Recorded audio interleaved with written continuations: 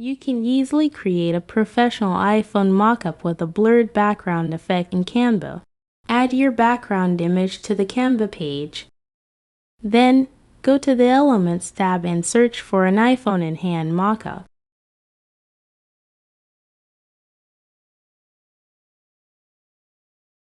Add the mockup to your design, resize it, and adjust position.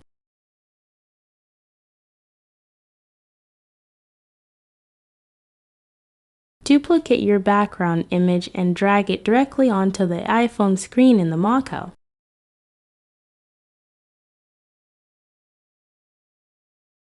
Double-click the image inside the screen to adjust its position and scale.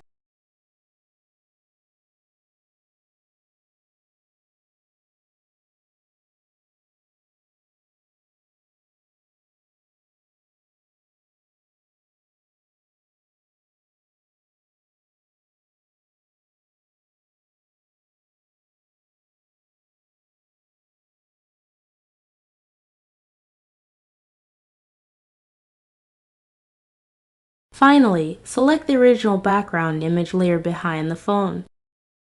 Apply the blur effect to the whole image and increase the intensity.